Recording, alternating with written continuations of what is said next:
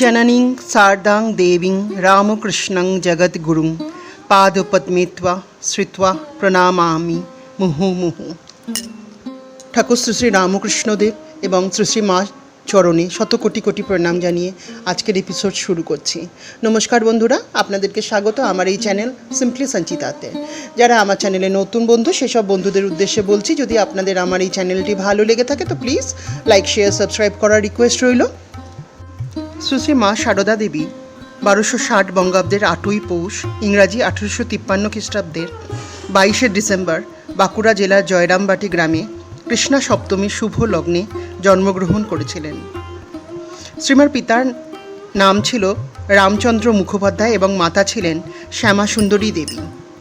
শ্রীমার বাবা মা মানতেন যে স্বয়ং মহামায়া জগৎজননী তাদের কন্যারূপে পৃথিবীতে আবির্ভূত হয়েছেন। মাত্র 5 বছর বয়সে 1859 সালে ঠাকুর শ্রী শ্রী রামকৃষ্ণ পরমহংসের সঙ্গে শ্রীমার বিবাহ হয়। তখন ঠাকুরের বয়স ছিল 23। শ্রীমা ছিলেন ঠাকুরের সহধর্মিণী ও সাধন মার্গের সঙ্গিনী। 1920 সালের 20 জুলাই রাত 1:30টায় কলিকাতার উদ্বোধন ভবনে মার প্রয়াণ ঘটে এবং এরপর বেলুড় মঠের গঙ্গার তীরে তার শেষকৃত্য সম্পন্ন হয়। আমাদের সকলের মা শ্রী শ্রী মায়ের কিছু অলৌকিক অসাধারণ অমৃতবাণী আমি এখন আপনাদের সঙ্গে শেয়ার করছি। মা তার অমৃতবাণীতে বলেছেন, বিশ্বাস নিষ্ঠাই মূল, বিশ্বাস নিষ্ঠা থাকলেই হলো।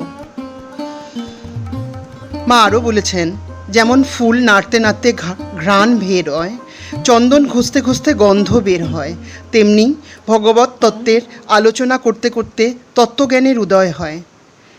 হ্যাঁ বন্ধুরা, কোনো কিছু যদি আমরা করতে থাকি, যেমন আমরা যদি চন্দন বাটায় চন্দন যখন বাটি অনেকক্ষণ ধরে ঘষার পরেই তারপরে চন্দন থেকে গন্ধ বেরোয়, চন্দন কাঠের থেকে, তার আগে চন্দন কাঠের থেকে গন্ধ বের হবে না। জল দিয়ে চন্দন কাঠ ঘষলেই তবেই তার থেকে গন্ধ বের হবে। সেরকম দিনের পর দিন ঈশ্বরের পাদপদ্মে নিজের মনটাকে রেখে ঈশ্বরকে স্মরণ করতে থাকলে, ঈশ্বরের নাম জপ করতে থাকলেই আমরা ঈশ্বরের পাদপদ্মে ঠাঁই পাবো, এ কথা মা বলছেন। বন্ধুরা, শ্রী শ্রী মা আরও বলেছেন তার অমৃতবাণীতে, আমি সত্যিকারের মা, গুরুপত্নী নয়, পাতানো মা নয়, কথার কথা মা নয়, সত্য জননী, আমি তোমাদের সত্য সত্যই জননী। শ্রী শ্রী মা আরও বলেছেন, জানো বাবা, ঠাকুরের মানে শ্রী শ্রী রামকৃষ্ণ পরমহংসদেবের জগতের প্রত্যেকের উপর মাতৃভাব ছিল।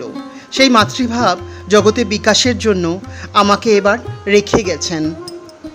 ঠাকুর শ্রী শ্রী রামকৃষ্ণ পরমহংসদেব মাকে রেখে গেছিলেন তার অসমাপ্ত সমস্ত কাজ সম্পূর্ণ করার জন্য। মা জগতের সবাইকে তার সন্তান রূপে ভালোবাসতেন। সমস্ত মানুষের প্রতি মায়ের ছিল মাতৃভাব। মা বলেছেন, ঠাকুরকে ডাকো, তার উপর নির্ভর করো, সব হয়ে যাবে। মন প্রাণ দিয়ে ঠাকুরকে ডাকো আর তার পাদপদ্মে নিজেদের মনটাকে রেখে দাও, দেখবে সব কঠিন সমস্যা থেকে তোমরা মুক্তি পেয়ে যাবে।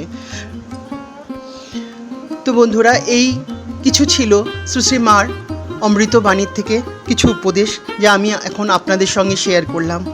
আজকের এপিসোড নিশ্চয়ই আপনাদের খুব ভালো লেগেছে। শ্রী শ্রী মা ও ঠাকুরের চরণে শত কোটি কোটি প্রণাম জানাই। মা ঠাকুর সবার মঙ্গল করো, সবাইকে ভালো রাখো, সুখ শান্তিতে রাখো, এই প্রার্থনা মায়ের চরণে আর ঠাকুরের চরণে করে আজকের এপিসোড এখানেই শেষ করছি। যদি আপনাদের আমার এই চ্যানেলটি ভালো লেগে থাকে তো প্লিজ লাইক শেয়ার সাবস্ক্রাইব করার রিকোয়েস্ট রইল। নমস্কার।